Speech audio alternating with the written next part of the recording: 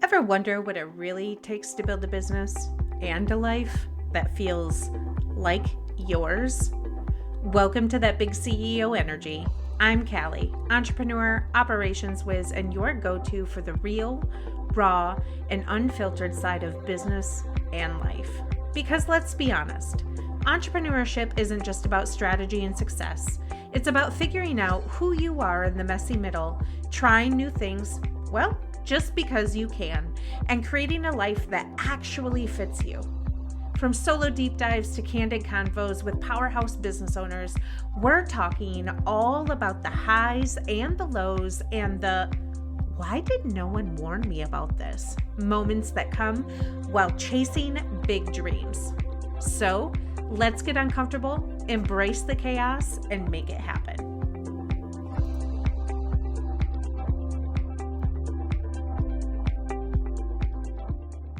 Hey, welcome back. I want to start this one with a moment that we all collectively have probably experienced more times than we can count, right? We say something and immediately, we wish we could take it back. Or we respond to a message a little too quickly, a little too sharp, a little too emotional, or maybe we don't say anything at all. But inside we spiral. We replay it, right? We build a story around it and you assign meaning to something that may or may not even be real. And later, when the dust settles, you look back and think, why in the heck did I react like that? I know better than that. That's not even who I want to be. And then comes the label, I'm just too emotional. I need to work on my self-control. Or maybe it's just, I'm just reactive. But here's what I want to offer you today. You're not reactive. You're just unpracticed at pausing. And that may sound so simple, and it is. To its very core, it is simple. But and I'm sharing a little piece of this that I've learned in therapy that I have been over the years trying to develop within myself. It changes everything. Reaction is a pattern, not a personality. Let's pull this apart a little bit, because when people say you're reactive, what they're really doing is turning a pattern into an identity. And once something becomes your identity, you stop questioning it, you stop interrupting it, you just kind of expect it, right? But reactions to things, they're not who we are. It's something that we've developed as a practice, and it's something that your brain has gotten very efficient at. Because reactions are fast, right? And they're automatic. They don't require thought. They require actual familiarity with what is going on. And our brains love familiar, even if it's not hopeful, right? Our brain simply cannot decipher between what is helpful and unhelpful. All it knows is that this is a pattern. It's safe. And I need to keep doing it because that is how we are designed to work. That is how, to our core, our brains operate. And your brain is actually trying to protect you, even when it doesn't need to. Because here's what's happening under the surface. Your brain is constantly scanning for meaning. It's scanning for tone, for facial expressions, for words, for silence, and it actually asks one question over and over again. What does it mean for me? Is this familiar? It's not logical. It's definitely emotional. And so when you have someone who sends you a message, or when someone doesn't respond, or when something feels off, your brain works to fill the gap really, really fast. And it doesn't always fill it in with truth. It fills it in with familiarity. What is familiar here? And it usually is based on past experiences. It doesn't decipher what those past experiences are. They could be something really good. It could be past hurt. It could be past rejection. It could be past patterns. It could be, someone encouraging you all the way, right? It doesn't decipher between the good or the bad. It deciphers on, is it familiar? And so now you're not just responding to what's happening right now, you're actually responding to everything that it reminds you of. And this is where most people get tripped up. They think that the issue is what they're feeling. And it's not. The issue is how fast they're moving from feeling to acting. Because when there's no time, when there's no space, when you just react, there's no choice. It's you feeling something and then you react. We feel something and we respond. We feel something and we spiral, right? It happens so quickly that it's feeling like it's just who you are. But it's not. It's actually a loop that hasn't been interrupted yet. And so one of the things that I remember working on in therapy is these feelings of feeling like I'm not good enough, feeling like I'm not a good enough mom. And this happened in the beginning of therapy where I was still super strict with my daughter. Right? Like she would be grounded for months on end. Like I would take away her phone and like it was, and I remember when I was pregnant with her, and I love my mom dearly. My mom was such a good mom. And my mom has been with me thick and thin. But as you naturally are supposed to do, like when we have children as second generation from our family households, our responsibility is to look at what we grew up with and say, okay, these are the parts that made me feel super secure and loved and adored. And I want my children to feel the same. And these are the parts and pieces that I didn't feel confident in that. And it was actually horrific. And so these are the things that I'm going to take and change to be a better person. And that was the track that I thought I was on. But the track that I actually was on was responding without thinking, responding without control. And I never took the pause. It's just like it was just a loop that had never been interrupted. And so when I'm showing up in therapy and I'm like, oh my gosh, like being a mom to her is so hard and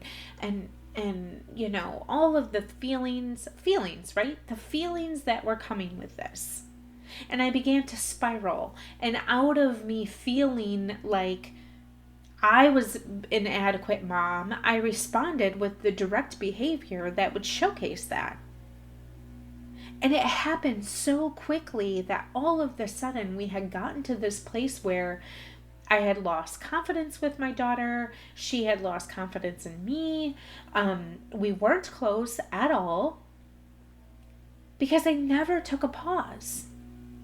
And maybe you're relating this to a different situation that you have, a marriage or a different relationship or, a parental relationship, whatever that is. But the point is that it happens so quickly that it just becomes who you are. And it feels like it becomes just who you are. But it's not. Again, it's just this loop that we haven't interrupted yet. And the pause is a skill, not a personality trait. I think sometimes we get wrapped up in thinking like, well, this is just who I am. It's my upbringing. It's the way that I was designed, and, it is what it is kind of thing. And I think that there's a disservice that we're doing to ourselves by not giving ourselves the pause. It's not a concept, but it's a practice. And it's not something that you either have or you don't have. It's literally something that you build. And at first, it feels so unnatural because you're interrupting your brain, right? You're interrupting something that your brain is used to doing very quickly because it wants familiar. And so the goal is not to become someone who never feels triggered. Like that's not realistic. But the goal is to become someone who doesn't immediately act on the trigger. And it starts with this one thing: space. And so going back to my daughter, I just want to share that, like, as I started to, we call it in therapy, build capacity. Build capacity for what is real. Build capacity for what is practical. I started to realize that, like, I can take something and I can digest it. And I can take it to prayer. I can take it to the pause. And I can not give a response right away. And I remember one time my daughter had done something that was just kind of like out of left field. And it was like the perfect scenario because it forced me to pause. And I just looked at her and I said, we're not going to talk about this right now, but we are going to talk about this. I just need to sit with it for a few minutes. And a few minutes to me meant like a few days. And I'll tell you, I think that scared her more. Not that that was the intent, but I think that scared her more than me just reacting, right? Because she knew what would come. She knew exactly what would happen. And my brain knew exactly what would happen when it felt triggered, right? So everything was familiar, but when I interrupted it, like, my brain actually shut down. Like, it actually shut down. And I think hers did too, because the next day when I came back and I said, okay, here's what I'm seeing is the thing. And here's how I'm seeing that you chose to deal with the thing. And here's how that's not okay to me. We were actually able to have such a better conversation because there was this big pause in the middle. Like, I want to make this practical because just pause can feel super, super vague. Right? It's not a pause in you that's becoming perfectly calm. Like, I was still really angry. I remember this. I was still, like, really angry. And it wasn't necessarily that the pause was there to, like, give me the perfect response, right? To deliver this dissertation, this sermon on how, she was acting and making choices that were not appropriate. But the pause was simply that I noticed the reaction and I didn't act on it immediately. And for you, it might look like not responding to a text right away. Right? To take a breath before you speak and to maybe let the email sit. And there is a reason why I have a 24-hour response time on my emails. Now, most of the time, like, they're just transactionary emails and they're back and forth and whatever. But sometimes I'll get an email that I'm like, yeah, no, I'm going to exercise that 24-hour window that I put in my contracts because I'm not dealing with this right now. And other times it's just walking away for a minute. But it's small. But it's also powerful because in that moment, you're creating a gap. And in that gap, you get your power back. This is the part that matters. Because what the pause gives you is the pause doesn't remove the feeling. It gives you space to decide what to do with it. And that's the difference between reacting and leading yourself and your brain into a new place. Because now, instead of, this upset me, I respond from that place of upset, you get, this upset me, I see it, and I'm choosing how to respond. And those are two completely different experiences. One is very automatic, right? But the other one is very intentional. Let's zoom out for a second, because this is bigger than just communication. This is actual leadership, because if you cannot pause, you cannot lead yourself. And if you cannot lead yourself, everything around you becomes reactive too. Your business, your relationships, your decisions, you'll find yourself constantly responding to what's happening instead of choosing how you want to show up. And that's exhausting. Like, even just saying that out loud, like, now, oh gosh, because now everything feels urgent, right? Like, everything feels super personal, and it feels like it needs an immediate response. But when you build the pause, you slow everything down, and you stop letting every emotion dictate your behavior. And I want to say something that might hit little. Your reactions, they're actually rehearsed. Not consciously, but repeatedly. You've responded this way before. You've felt this before. You've gone down your path like this before. So your brain, in all of its familiarity, goes, oh, we know what to do here. And it runs the script automatically. But the moment you pause, you interrupt the script. You don't follow it all the way through. And that's where change begins. You don't need to fix your emotions, right? Your emotions are allowed to be your emotions. And you certainly don't need to become someone who never gets triggered. And you certainly, in good gracious Lord, you certainly don't need to be perfectly calm all the time. That's not the goal.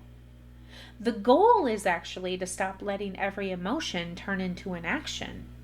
Because emotions are information, not instructions. And when you pause, you give yourself time to figure out, like, what is actually happening here. So, how can we play this out in real life? Let's make this real. So you get a message, right, that feels off. Like whoever, personal message, business message, whatever. And instead of immediately responding, you read it. You pause. You read it again later. And you check your interpretation. How am I interpreting this? And you respond from clarity, not assumption. And maybe the conversation gets heated. And instead of pushing through, you pause. You take a deep breath. You slow your response, no matter what the other person is doing. Right? And Mel Robbins, when she says let them, you just let them. If they want to become unhinged, you let them become unhinged. That gives you more pause. But you choose your words. And something triggers you emotionally inside of this. But instead of spiraling, you pause. You let the feeling move through you, and you don't immediately attach meaning to it. Small shifts, big impact. And at the end of the day, this is about identity. This is how you become someone different. You don't become less reactive by telling yourself, calm down, right? Like, that is the worst thing. Just calm down. Like, what? How does that serve anyone? I think my husband has learned not to tell me to calm down, because that is like, and sometimes he does say it like lovingly, like, hey, calm down. Like, it's not that big of a deal. And for him, I've learned, like, that is him reassuring me. That's not him like being like, whoa, crazy person.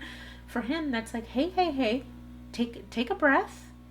And I appreciate that about him, right? Like, I could get in my feels when he's like, whoa, calm down. I could get in my feels and be like, what do you mean, calm down? But I've learned that, like, that's his way of being like, whoa, like something happened. Take a breath. And you become less reactive by practicing something different over and over and over again, so that your brain understands that this is the new pattern. This is the new default. This is the way of moving through situations. This is the way of being familiar. And eventually, that becomes who you are. Not because you forced it, but because you practiced it. And now your brain is regulated.